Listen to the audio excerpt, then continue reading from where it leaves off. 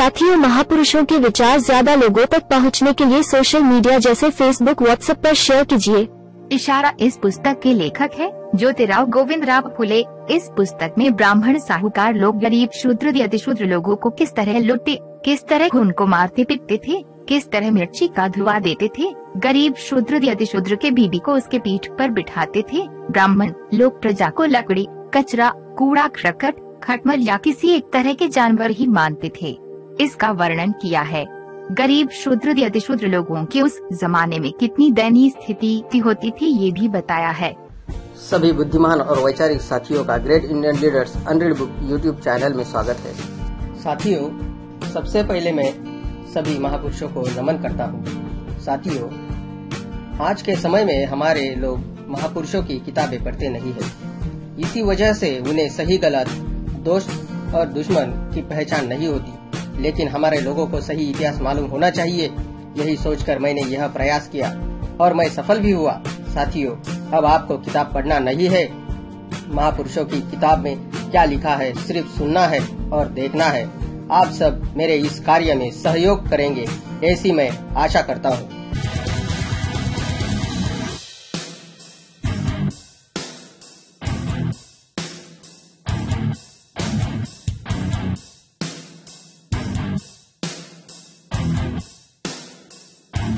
इशारा इस पुस्तक के लेखक है ज्योतिराव गोविंदराव फुले। उपोद्घात।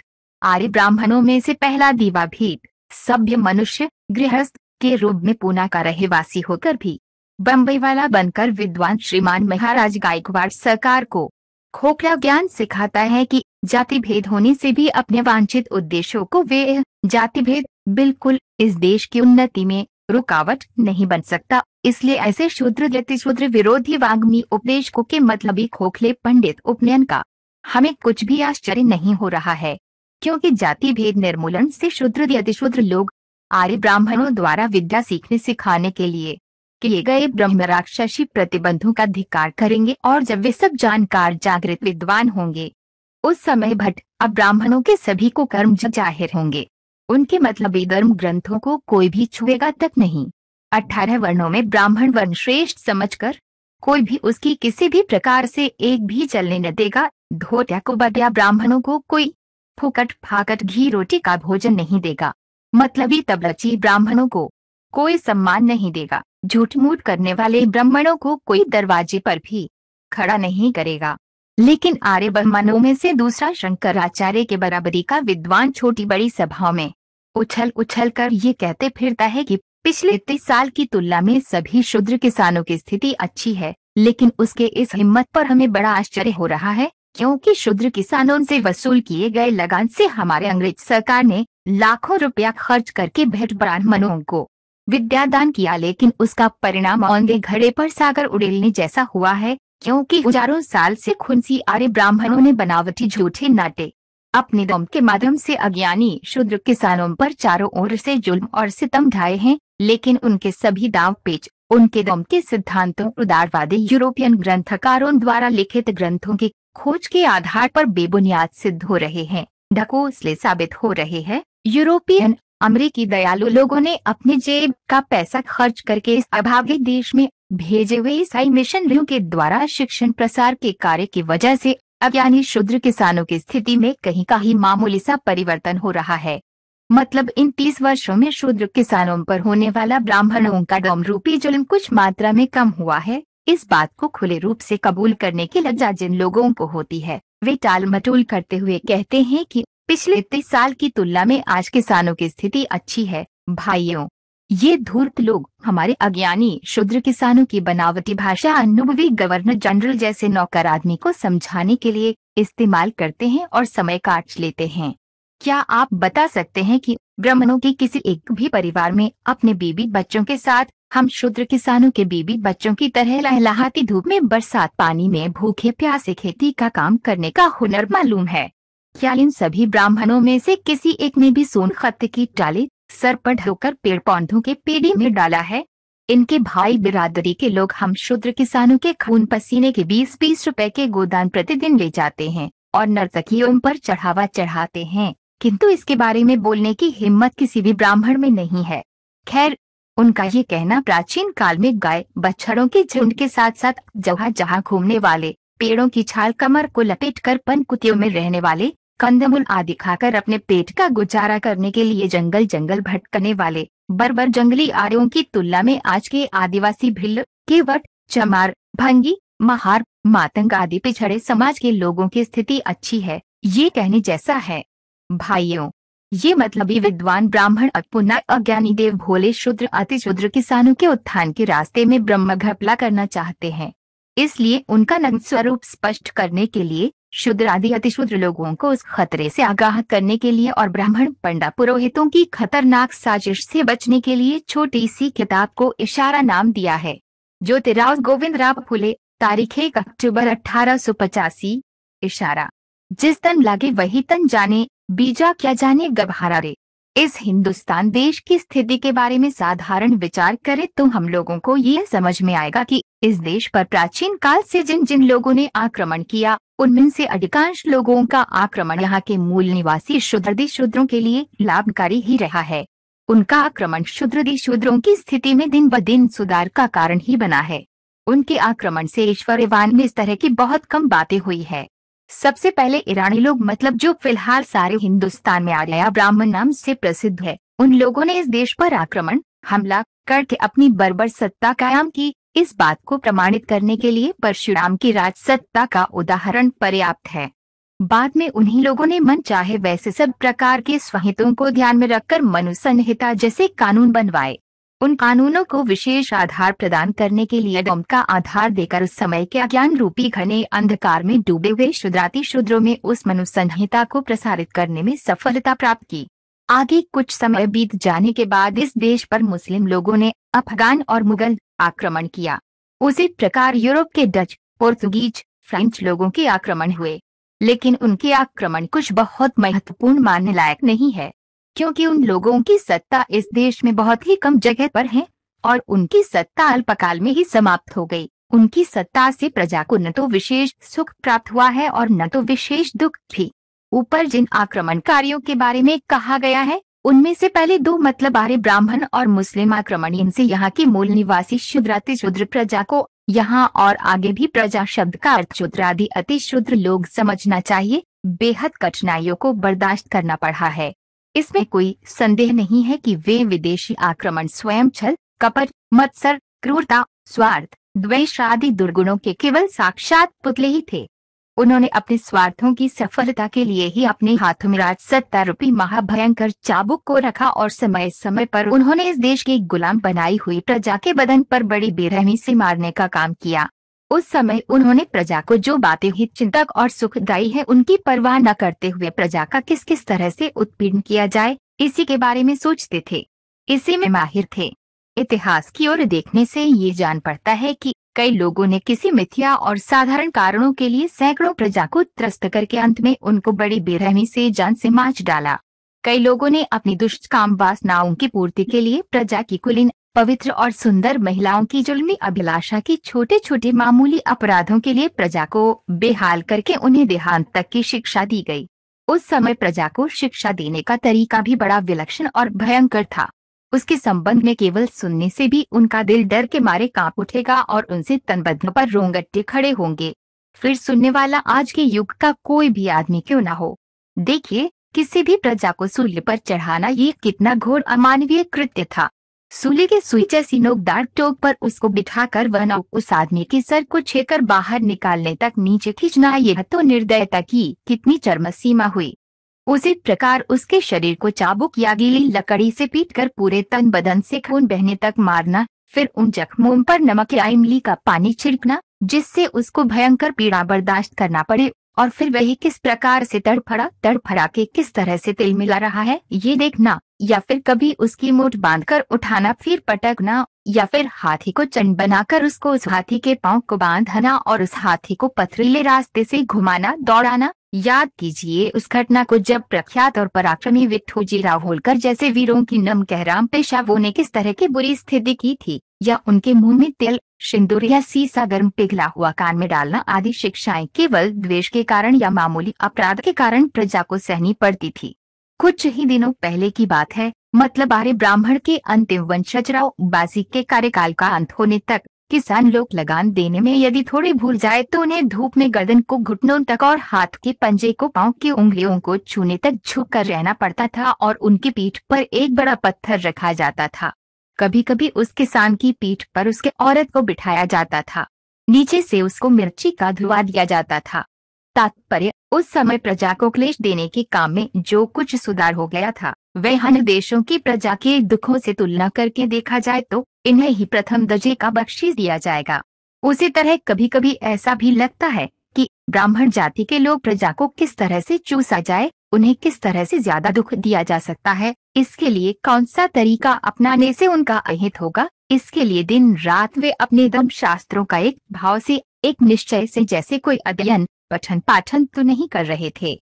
उनका प्रजा को दुख देने का मतलब था इन्हें मारना, पीटना, लूटना या त्रस्त करना। प्रजा का अहित करने में ही उनको बड़ा मजा आता था। वे ब्राह्मण लोग प्रजा का अर्थ लकड़ी, कचरा, कूड़ा करकट, खटमल या किसी एक तरह के जानवर ही मानते थे। उनकी दृष्टि से उस प्रजा का उपयोग भी क्या था, उनका काम भी क्या था? प्रजा का काम यही था कि उन्होंने राजा और उनकी जाति के लोगों के लिए, उनकी बीवियों के लिए और उनके बाल बच्चों के लिए खेत से अनाज पैदा करना, कपड़ा बुनना, उनके लिए लहलहाती धूप में खपाना और उन्हें जो जो ऐशो आराम की चीजें लगती है वह सब पैदा करना। इसके अलावा उन्हें दूसरा कोई मानवीय अधिकार प्राप्त नहीं था। खैर चलिए, इस प्रकार सत्तांध होकर प्रजा से क्रूरतापूर्ण अमानवीय बर्ताव करने वाले, प्रजा को पशु से भी बदतर समझने वाले राजाओं की और उनके जाति बिरादरी के लोगों की सर्वोच्च सत्ता इस देश की प्रजा पर चल रही थी। यहाँ का ब्राह्मण धर्म, उनके धर्म ग्रंथ, उनके धर्मशास्त्र, उनका ईश्वर, उनका आत्मा परमात्मा, उनकी देवी देवता, उनका पुरोहित वर्ग सभी कुछ प्रजा को शत्रु मानते थे और वे उनसे उसी तरह से व्यवहार भी करते थे। इस देश की प्रजा को सदियों से कोई मानवीय अधिकार प्राप्त नहीं था। उनके सभी मानवीय अधिकार छीन लिए गए थे। उन्हें इस देश के नागरिक होने का कोई अधिकार प्राप्त नहीं था। लेकिन अंग्रेजों ने, जो सर्वशक्तिशाली परमेश्वर है, उन्होंने उनसे, ब्राह्मणों से राजसत्ता छीनकर उनको उनके अपराध के अनुरूप दंड दिया। उसी तरह ब्राह्मणी सत्ता से पीड़ित शुद्र अति शुद्र प्रजा के प्रति दयावान होकर अंग्रेज सरकार ने परम्यायी, हितकारक, सदाचारी और शांत राजसत्ता स्थापित की।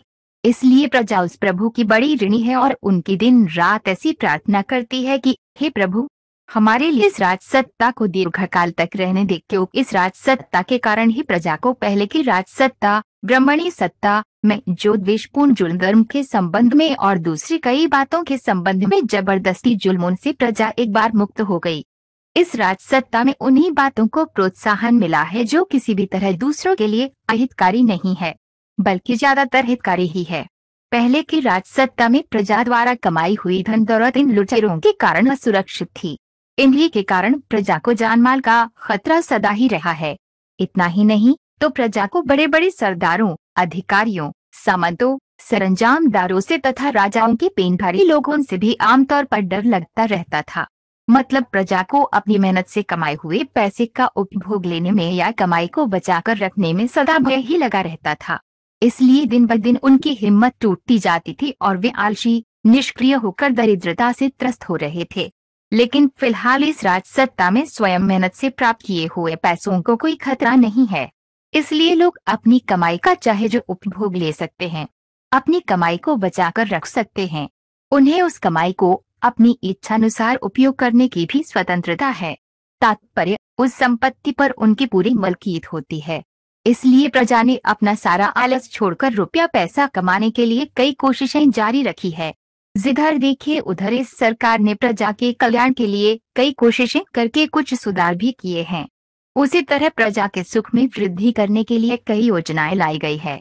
पहले की राजसत्ता के काल में यात्रा के लिए जाना प्रजा को बड़ी आपत्ति महसूस होती थी। उस समय यात्रा करने में बड़ी कठिनाइयां होती थी। लेकिन फिलहाल सरकार ने पक्की सड़कें बनाकर लुटेरों का पूरा बंदोबस्त करने की वजह से अब उस तरह की कठिनाइयां दूर हो गई है। प्रजा को यात्रा के लिए जाने में खुशी महसूस हो रही है। सरकार ने प्रजा की सुविधा के लिए पूर्व भी बनवाए हैं।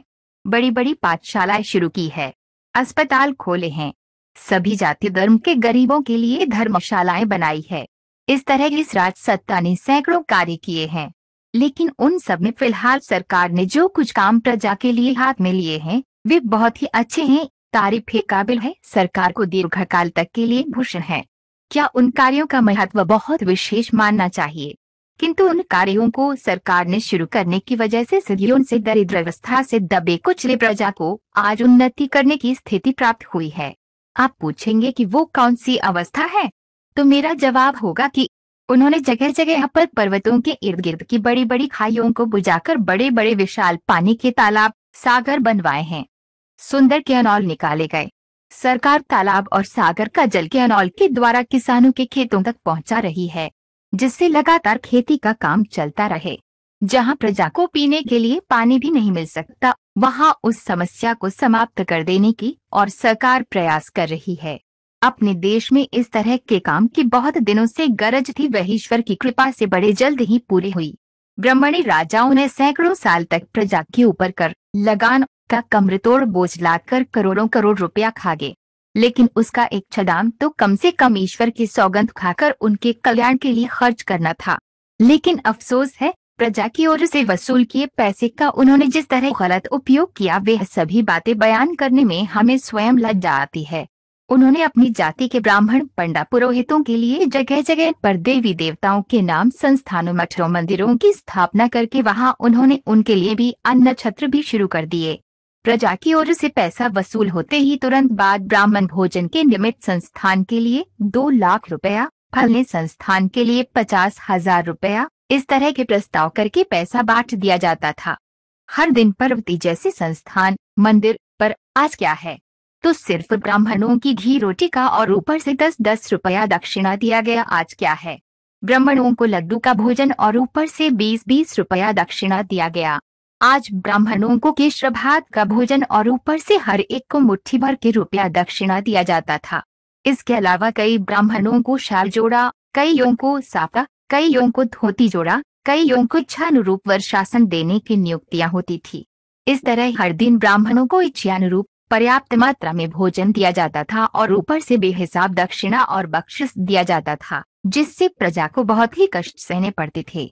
इस तरह ब्राह्मणी शासक प्रजा से लगान कर के रूप में वसूल किए गए सारे रुपए पैसों की धन दौलत की बर्बादी कर देते थे। सचमुच उस समय प्रजा की क्या ये स्थिति थी कि अपने पेट का, अपने बाल बच्चों का गुजारा करके सरकार को कर दे सके। इस संबंध में कुछ कहने की गरज ही नहीं। उनकी जो भी स्थिति थी उसको शब्दों में बयान नहीं किया जा सकता। बेचारे गरीब प्रजा को रात और दिन लहलहाती धूप में, बरसाती बारिश में और चुभने वाली सर्दी के दिनों में समान रूप से खेत खलिहान में ही मेहनत करते हुए खून पसीना बहाते हुए रहना पड़ता था। उनको अपने बीबी बच्चों का तन बदन रखने के लिए जाड़ा मोटा कपड़ा या पेट की आग बुझाने के लिए रूखा सूखा भोजन भी मिलने के लिए बड़ी हाय तौबा मचती थी। उनके सर पर क्या रहता था? फटी पुरानी 20 या 25 हाथ लंबी चिंधी, जिसको फेटा कहने में बड़ी लज्जा आती है। प्रजा की नंगे बदन पूरा धूप काला और पूरी बरसात गुजर जाती है। कभी बदन पर फटा पुराना कोई चुभने वाला घुसा होता है। पाँव में 5-7 जगह पर सिलाई हुई, ऊपर से रस्सी के टुकड़े से बांधी फटी हुई जूतियां, वह भी जब कभी धूप हो उसी समय पहनी जाती थी। और धूप काला बीत जाने के बाद दूसरे साल के धूप काले तक के लिए उसी तरह ही फाजत के साथ रखा जाता था। शेष पूरे साल भर के लिए जूता क्या चीज होती है ये पाँव को भी पता नहीं होता था। आगे और क्या कहना चाहिए, उन्हें पहनने के लिए 1.25 हाथ लंबा चिथड़ा भी मिलना दरकिनार। बाजार से छदाम पैसे की कोई वस्तु खरीद कर लाना हो तो वह लाने के लिए उसी के एक छोर पर या साफे में बांधना पड़ता था, लेकिन उस चीज को लाने के लिए दूसरा कपड़ा की थैला मिलना दरकिनार। यही उसके स्वयं के तनबद्ध पर पहने हुए कपड़ों की असलियत होती थी। अब आप यदि उनके औरतों के कपड़ों के बारे में पूछेंगे तो उनके बारे में कुछ कहने बताने में बड़ा संकोच हो रहा है। वह बेचारी उनके साथ क्या समझकर अपना दिन गुजार रही है वही जानती है, किंतु उसकी ओर से उसे तिल भर भी सुख नहीं मिलता। उसको कोई मोटा जाडा धुस्सा करीबन 2 या 2.5 रुपया कीमत पर मिल जाए तो उन्हें 1-2 साल तक चलाना पड़ता था। उनको स्नान करने के बाद बदलने के लिए दूसरी साड़ी या कोई दूसरा चिथड़ा भी नहीं मिलता था, लेकिन उनके पीछे इतना काम लगा रहता था कि वही साड़ी उसी को 4-4 या 5-5 दिन तक बिना धोए ही पहनना पड़ता था। उन्हें जब कभी काम से फुर्सत मिल गई तो नदी, नाला या तालाब पर जाकर पहने हुए साड़ी का आधा हिस्सा बड़ी लज्जा से दुखी होकर शर्माते हुए तन बदन से उतार लेना पड़ता था और वह उसे पहले धो डालती थी। उसी प्रकार जब वह साड़ी जीर्ण होकर फटने लगता है तब उसे फटे हुए एक हिस्से को पहले सिलाती है, बाद में उसे पहनने के बाद दूसरे हिस्से को सुलाती है। आगे वही साड़ी फटते फटते उसका 7 या 8 हाथ लंबा चिथड़ा बच जाता है, लेकिन उस चिथड़े लगे हुए रहते हैं कि मूल में ये किस रंग की साड़ी है ये बताना भी मुश्किल हो जाता था।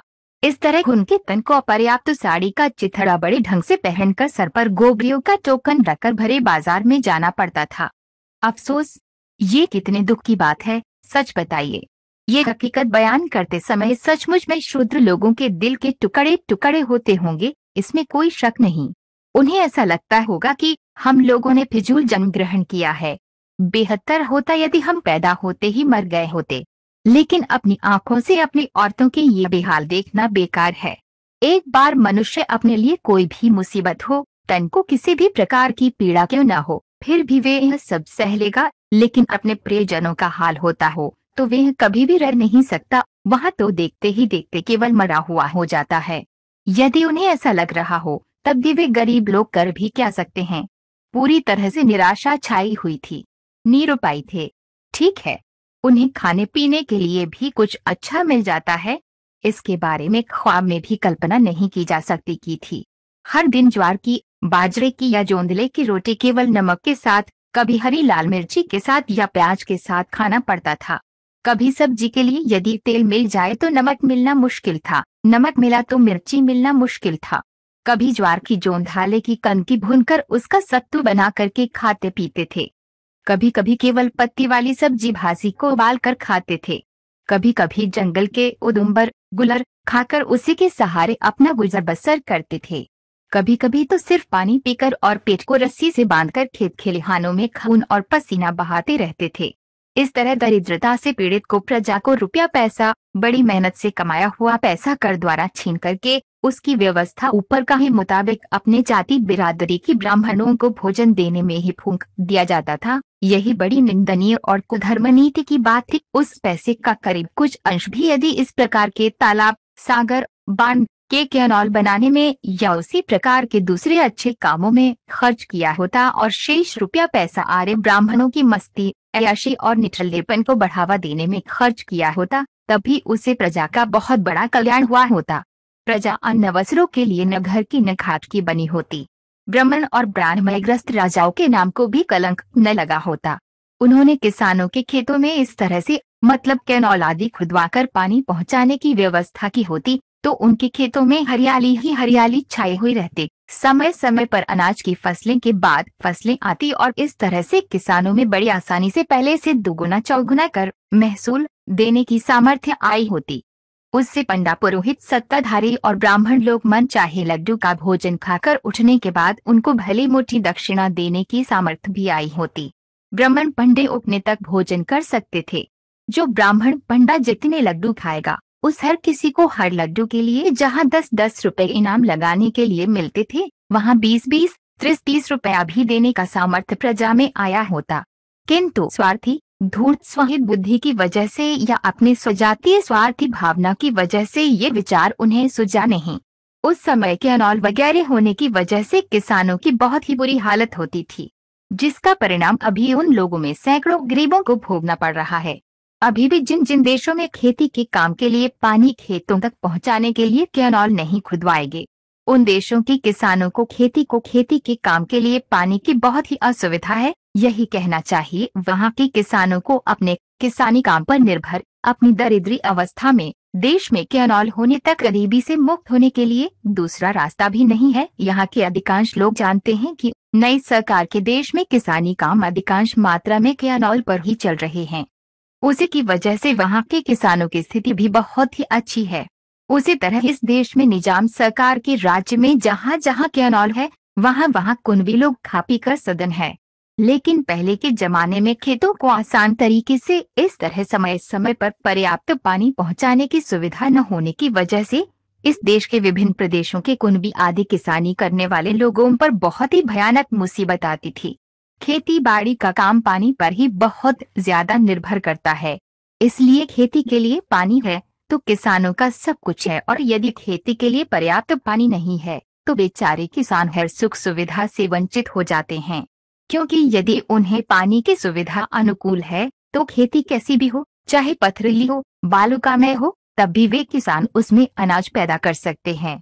बहुत बड़ी बात क्या कहना, एक बार के जल सिंचन से उस तरह की पथरीली खेती पर फलों के पेड़ लगाए जा सकते हैं और अनाज भी पैदा किया जा सकता है। फिर उन फलों फूलों का या अनाज का मौसम हो या ना हो। इसके लिए एक मामूली उदाहरण लीजिए। आप उंदा के नजदीक जिस जमीन पर फिलहाल अपने गवर्नर साहब का बंगला है, वह भूमि पथरीली होने की वजह से हम लोगों को कुछ ही दिन पहले किसी भी प्रकार की फसल उगाने में अयोग्य लगती थी। उसी जमीन पर फिलहाल फल वृक्ष, पुष्प वृक्ष और दूसरे कई तरह के पेड़ पौधे वनस्पति लगाने की वजह से वहाँ एक सुंदर अनोखा बाग बन गया है। आज पूना शहर में भी उस जैसा बाग, जो काली भूमि पर अच्छी तरह ही हिफाजत में होने पर भी मिलना अपवाद स्वरूप ही मानना चाहिए। लेकिन ऐसी पथरीली भूमि पर इस तरह का बेहतरीन बाग बन जाना सचमुच में ये बहुत ही आश्चर्य की बात है। साधारण सोचने पर भी उसका मुख्य कारण उस भूमि तक नदी से पानी का नल लगवाकर जहाँ तहाँ पानी ही पानी फैला दिया गया है। उसके अलावा आदमी के श्रम भी कारण है ही, लेकिन वही मुख्य कारण है ऐसा नहीं कहा जा सकता, बल्कि उसमें पानी ही मुख्य कारण समझना चाहिए। इसलिए किसानों को किसानी के लिए पानी ही मुख्य चीज है। हमारे किसान ऐसा मानते हैं कि यदि वह पानी है तो वहीं उनकी धन दौलत है, उसी में उनकी सभी सुख सुविधाएं और आराम की चीजें हैं। क्योंकि उनको यदि एक ही साल में पानी मिलना बंद हो जाए तो उनकी सारी सुख सुविधाएं चली जाती है, धन दौलत चली जाती है, उनका ऐश्वर्य चला जाता है और वे किसान अपनी बीवी बाल बच्चों के साथ बड़ी बुरी हालत में पड़ जाते हैं। कई किसानों को अपनी जान तक खो देनी पड़ती है, कभी देश भी त्याग देने की नौबत आ जाती है। कुछ किसान अनाज के दाने दाने के लिए न घर के न घाट के हो जाते हैं। अब आप भी बताइए यह बातें किस वजह से घटती है और फिलहाल किस वजह से घट रही है। इसके संबंध में लिखना आवश्यक लग रहा है, इसलिए यहाँ चंद बातें लिख रहा हूँ। सृष्टि क्रम के अनुसार वर्षा किसी भी एक देश के एक हिस्से में बरसने पर दूसरे हिस्से पर बरसती नहीं। इस तरह वर्षा एक हिस्से में बरसती है तो दूसरे हिस्से में नहीं। इसी कारण किसानों को हर 10-15 साल बाद फसल पानी की अपर्याप्तता महसूस होने लगती है। इस प्रकार की अपर्याप्तता महसूस होने पर कई किसान पिछले साल की बचा कर रखी हुई फसल, जो परिवार के सभी लोगों के लिए 6 माह तक चल सकती है, वह संपूर्ण खा जाने के बाद उसके पास अगले साल में बीज बोने के लिए अनाज शेष रहता है और न पैसा। जब इस तरह की मुसीबत किसानों पर आती है तब मारवाड़ी और ब्राह्मण साहूकार लोग मालामाल बन जाते हैं। इसके बारे में कुछ कहना शब्दों की सीमा के बाहर की बात है। ब्राह्मण बनिया लोग ऐसी मुसीबत में पड़े हुए कुनबी को अपना परम मित्र मानकर बड़ी खुशी मानते हैं। ब्राह्मण साहूकार उनके घर जाकर पूछता है कि कहिए पाटिल, मुझे ऐसा लगता है कि आप बड़ी चिंता में पड़े हुए हैं, आखिर क्या कारण है। फिर पाटिल कहता है, महाराज क्या बताना, पिछले साल बारिश नहीं हुई, इसलिए पहले का बचाया हुआ जो कुछ अनाज था उसको अभी तक खाते रहे, अब तो कुछ भी शेष नहीं है। बीज बोने का समय करीब आ गया है, अब क्या करना कुछ समझ में नहीं आ रहा है। किसान अपनी दास्तान सुनाते रहता है। यह सुनकर साहूकार उससे कहता है कि कोई चिंता करने की बात नहीं, यदि तुमको बीज बोने के लिए 10-12 रुपए लगते हैं तो मैं तुम्हें दे देता हूँ। इस बात पर बेचारे गरीब किसान लोग मन ही मन में सोचते हैं कि यह ब्राह्मण साहूकार हमसे कुछ परिचय न होने पर भी घर आकर कहता है कि आप लोग बड़ी मुसीबत में हैं, इसलिए गरज हो तो 10-12 रुपया ले लो। इसका मतलब उसने हमको फंसाने के लिए कोई दुष्ट योजना बनाई होगी, ये कैसे कहा जा सकता है। इसलिए इस बात पर किसी भी प्रकार का ध्यान न देते हुए फिलहाल तो अपनी पैसे की गरज निभ रखी है इस बात की, और सारा ध्यान लगाकर उसको अपने लिए 10-12 रुपए देने की विनती करते हैं। ब्राह्मण साहूकार भी ठीक है कहकर कहता है कि कल घर आते समय स्टैम्प लेकर चले आना और अपने किसी भाई बंधु या बाल बच्चा हो तो उसे भी साथ ले आना। अच्छा पाटिल, तुम्हारा काम बिल्कुल हो गया, समझ लो। पाटिल, मैंने तुमको कागज वगैरह साथ लाने के लिए कहा है, इसके लिए मन में किसी भी प्रकार की शंका न आने दो। मेरा तुम पर पूरा भरोसा है, मैं कोई उन लोगों में से नहीं हूँ जो तुमको ठगते हैं। कितना भी हो, तुम और हम एक ही गांव के हैं, तुम्हारा और हमारा दौम एक ही है, फिर मैं तुम पर क्यों आया करूँगा। है भगवान, ये ख्वाब में भी नहीं लाना चाहिए। तुम्हारे बारे में मेरे मन में वही करना होता तो मैं स्वयं तुम्हारे घर तक क्यों चल कर आया होता। तुम्हें कुछ कठिनाई है? यदि हो तो मैं तुमको कुछ रुपए पैसे की मदद करता हूँ। ये क्यों कहा होता? बिल्कुल नहीं। इस तरह से इधर से उधर की ऊपरी दिखावे की, सहानुभूति की बातें करके लिखा पढ़ी करने तक किसानों को फुसलाया जाता है। दूसरे दिन स्टाम्प लाने के बाद कुलकर्णी आदि लोगों की ओर से उसमें विभिन्न प्रकार की शर्तें लिखवा ली जाती है। बाद में उस पर उसके भाई बंधुओं की या बच्चों की सही साक्ष्य लेकर उसके हाथ में लिखने आदि का खर्च कम करके 10-12 रुपया में से 9-10 रुपया दे देते हैं। फिर कागज पत्र लिखकर कुछ दिन बीत जाने के बाद उसको उस पैसे का पूरा ब्याज मुदल मिल भी गया, तभी उस ब्याज का ब्याज और उसका ब्याज लगाकर उसके बच्चे की शादी के लिए कुछ और पैसे देकर उसके लिए नया कागज पत्र लिखावा लिया जाता है। बाद में कुछ दिनों के बाद उसके ब्याज का हिसाब लगाकर पुनः नया कागज लिखवा लिया जाता है। इस तरह क्रम जारी रहता है। इससे उस बेचारे किसान पर 3-4 में करीबन 200-250 रुपए का कर्ज हो जाता है। फिर ब्राह्मण साहूकार उसके लिए सरकार दरबार में फरियाद करके उस किसान पर ऊपर से कोट खर्च मिलाकर 300 या 325 रुपए का हुक्मनामा करके जब किसान के खेतों में फसल निकालने का मौसम होता है उस समय किसान की फसल पर जब्ती लाई जाती है। ये कितना अफसोस! ऐसे समय जो दुखभरी स्थिति अपने आंखों के सामने घटती है उसको शब्दों में बांधना एकदम असंभव है। उस गरीब किसान ने अपने बीवी बच्चों के साथ मौजूदा हालात में कपड़ा लत्ता और अनाज पानी के अभाव से बड़े बुरे हाल बर्दाश्त किए। पूरे साल भर धूप बरसात और सर्दी के दिनों में रात का दिन करके कसते रहे, लेकिन अब उस मेहनत का कुछ थोड़ा सा फल पाने की स्थिति आई तो साहूकार का हमला हुआ। उनके साथ कारकुन और सिपाही आकर दरवाजे पर खड़े हो जाते हैं। तब क्या पूछना, उस समय उस गरीब किसान की क्या हालत हो गई होगी।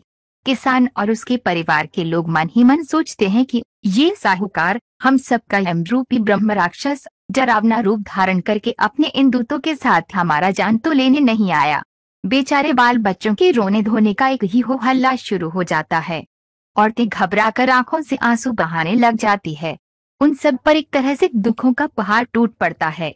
उन सबको दिशाएं नजर आती है और वे भगवान से प्रार्थना करने लगते हैं कि हे भगवान, इस तरह की बुरी स्थिति जो हमारे साथ जन्मवत दुश्मन हो उन पर भी न आने दो। लेकिन साहूकार किसान के घर में रखा हुआ अनाज और अन्य चीजें बाहर निकालने लग जाता है। फिर किसान बार बार उनके पांव पर सर रखकर उसे समझाने बुझाने की कोशिश करता है, लेकिन सब बौद्धे घड़े पर पानी। बेचारी औरतें दर्द भरे स्वरों में साहूकार के सामने अपना आंचल फैला के कहती है कि महाराज, आपका ब्याज और मूल रकम कब की अदा कर दी गई है, लेकिन फिर भी आपने ब्याज पर ब्याज लगाकर हम पर इतना कर्ज निकाला है। अच्छा, उसे भी अदा करने के लिए हम लोग नाकबूल नहीं है, लेकिन कृपया कुछ धीरज रखिए। आप हमको बचाइए, वरना हम सब बर्बाद हो जाएंगे और हमारे बाल बच्चों के बहुत ही बुरे हाल हो जाएंगे। मेरे ये अनाथ 2-2, 3-3 साल के मासूम बच्चे भूख भूख करके तड़प तड़प कर मर जाएंगे। महाराज, अब आप ही देख रहे हैं कि इन मासूम बच्चों के तन पर धूप, बारिश और सर्दी से बचने के लिए एक हाथ लंबी चिंदी भी नहीं है। उनके खाने पीने के हाल तो पूछो ही नहीं। फिर आप यदि ये सब अनाज पानी ले जाएंगे तो इन मासूम बच्चों के क्या हाल होंगे। ये मासूम बच्चे अपने अनाथ सूरत किसके सामने ले जाएंगे। हे महाराज, आप स्वयं तो दया, क्षमा और शांति के प्रतीक स्वरूप है। आप दीनानाथ, दीन बंधु है, इसलिए तो आपको भूदेव कहा जाता है। आप इन बच्चों पर तो थोड़ा रहम कीजिए, कुछ थोड़ा अनाज तो इन मासूम बच्चों के लिए रखने दीजिए। यही मेरी दोनों हाथ जोड़कर आपको प्रार्थना है। मेरी प्रार्थना को ठुकराना आपके लिए किसी भी दृष्टि से उचित नहीं। उस नारी का उतना भाषण सुनकर उस साहूकार ने गुस्से में आकर आंखें चढ़ाकर कहना कि मूर्ख कहीं की, शुद्रीन होकर तू हमको ज्ञान सिखाना चाहती है। तेरा यही कहना है ना कि हमने अपना कर्ज छोड़ देना चाहिए, मांगना नहीं चाहिए, निश्चित होकर हम अपने घर बैठ जाए, बस हो गया। उस साहूकार के इन शब्दों को सुनकर उस बेचारी को नहा न चू करके मुहिम दबाए बैठ जाना पड़ता है। उसी प्रकार किसान के घर के सभी लोगों को उस साहूकार की खुशामदखोरी करनी पड़ती है, लेकिन वो साहूकार उनकी और किसी भी प्रकार का ध्यान न देते हुए अपने चलाए गए दुष्ट हेतु को सफल बनाने के लिए सारा अनाज पानी समेट कर ले चला जाता है और जो वसूल हुआ वे कुल रकम से घटा करके शेष के लिए पुनः उसी तरह 4-4, 5-5 साल तक वही दुष्ट चक्कर चलाता है, जिससे उस किसान की शोचनीय हालत हो जाती है। उस मामूली कर्जे के लिए 7-8 रुपए की छोटी सी रकम के लिए उसका सारा खेत हड़प लिया जाता था। उसके जानवर हड़प लिए जाते थे, कुआं बाग हड़प लिए जाते थे। अंत में स्थिति ऐसी आती थी कि वे किसान भी न घर का न घाट का रह जाता था। वह अपने आप को ही समाप्त कर देने के लिए मजबूर हो जाता था। खैर, छोड़िए इन बातों को। ब्राह्मण बनिया आदि साहूकारों ने अपने इस अंग्रेज सरकार के दयालु शासन में भी उन गरीब शूद्रों से ब्याज मूल रकम के साथ वसूल तो कर लिया, फिर भी उन गरीब शूद्र किसानों को मटिया मेट कर देने पर ही चैन की नींद लेते थे। एक साल बारिश न होने से स्वकीय अपनी राजसत्ता में किसानों को इतना कर्जदार बनना पड़ता था, तो स्वकीय लोग उनकी और क्या दुर्गति नहीं करते होंगे, इस बात की आप सभी जानकार लोग ही कल्पना कर सकते हैं। उस समय उस सरकार में फरियाद करने की भी कोई गुंजाइश नहीं थी, क्योंकि उन्हीं के घर में सरकार थी। साहूकार किसान को मारपीट करके मन चाहे उस प्रकार से उसकी सारी फसल जबरदस्ती से छीन ले जाते थे। साहूकार उनके जानवरों को भगाकर ले जाते थे, दूसरी जगह जाकर बेच देते थे, उनके रिश्तेदारों का बेहाल करते थे, उनको पूजा देते थे। ये साहूकार लोग किसानों के सर पर या पीठ पर बहुत बड़ा बोझ रखवाते थे, उसको लहलहाती धूप में खड़ा करते थे और नीचे से मिर्ची का धुआं देते थे। उसके शरीर के नाजुक हिस्से को ऐंठते थे और गोल डंडा डालकर उसको बेमुरवत मारते थे। इसी तरह से उस समय की सरकार के ब्राह्मण नौकर किसानों से महसूस कर वसूल करते समय उसको हर तरह से त्रस्त करने का ही काम करते थे। आज के कई सुधरे हुए पढ़े लिखे विद्वान आर्य ब्राह्मणों की स्वकीय पेशवाई में हुए जुल्म ज्यादती के बारे में पूरी जानकारी रखते हैं, लेकिन वे लोग अपने जाति बिरादरी के लोगों के डर से ये स्पष्ट रूप से सरेआम कहने की हिम्मत नहीं करते कि अंग्रेजी राज सत्ता के कारण ही सचमुच में आर्य ब्राह्मणों की जुल्म जातियों से अज्ञानी शूद्र किसानों की मुक्ति हुई है। ऐसे नकली डरपोक विद्वानों से समाज को कोई फायदा नहीं है, बल्कि ये विद्वान लोग जैसे तैसे अपना समय काटने के लिए बड़े बड़े सार्वजनिक सभा स्थानों पर खड़े होकर जगह जगह पर भाषणबाजी करते हैं कि पहले की अपेक्षा फिलहाल इन 30 सालों में शूद्र किसानों की स्थिति अच्छी है। लेकिन वे विद्वान लोग ये नहीं जानते कि अंग्रेज राज सत्ता के हम देशवासियों पर बहुत उपकार है। उनमें से कई नमक हराम बनकर राज्य के लिए जो कुछ स्वाभाविक मामूली दोष है, उन दोषों को सूक्ष्मता दर्शक दृष्टि से दिखलाने वाले हैं। उन दोषों की और अंगुली निर्देश करने वाले कुछ है और कुछ कई तरह की मूर्खतापूर्ण सनातनी धारणाएं रखने वाले ब्राह्मण पंडित पुरोहित हैं, जो लोग केवल जाति का अभिमान मन में रखकर उनके पक्ष का समर्थन करके उन्हें बड़ी खींचातानी से सद्गुणों का नकली रूप देने के लिए आगे आगे दुम हिलाने वाले अब कहते फिर रहे हैं कि पहले पेशवाई में शूद्र किसानों को जो सुख सुविधाएं थी उसका तो कहना ही क्या, उस तरह की सुख सुविधाओं का तो इस राज सत्ता में अंश भी नहीं है। उस समय शूद्रों की रहन सहन बहुत ही अच्छी थी, उनकी रुठिया उनके रस्म रिवाज भी बहुत ही अच्छे थे, सब कुछ अमन चमन था। शूद्रों में सत्य, सद्गुण, सदाचार, प्रामाणिकता और धर्मादि तमाम गुण मौजूद थे। सब लोग अपनी परंपरागत जाति रिवाज के अनुसार चल रहे थे। उस समय शूद्र किसानों के पास इतना रुपया पैसा था कि जिधर देखिए उधर शूद्रों के घर से सोने का धुआं निकलता था। अब सब सारा वैभव ऐश्वर्य समाप्त हो चुका है, वह सनातन नीति भी समाप्त हो चुकी है, वह सनातन धर्म भी समाप्त हो रहा है और वह धन दौलत भी समाप्त हो रही है। इन दोनों के कहने में कितना सत्य है, इस बात पर सोच विचार करने की जिम्मेदारी आप जैसे पढ़े लिखे लोगों पर डाल करके विषय को मैं यहीं समाप्त कर दे रहा हूँ। ज्योतिराव गोविंदराव फुले, 15 जून 1885 ईस्वी सन, घर नंबर 395, जूनागंज पेट, पुणे।